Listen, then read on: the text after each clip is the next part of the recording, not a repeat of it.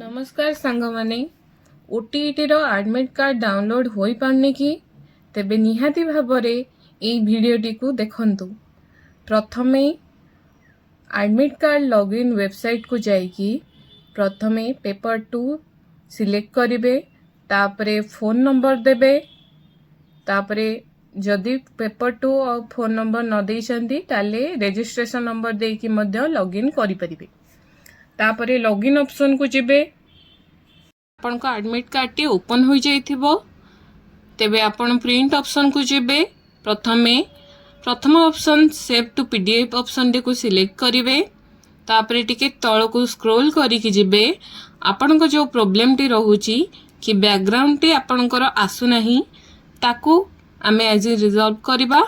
प्रथमे एई तळ ऑप्शन टी को देखिवे, प्रिंट बैकग्राउंड ऑप्शन टी को चूज करिवे। एटा कला परे आपनकर बैकग्राउंड आसी जिवो।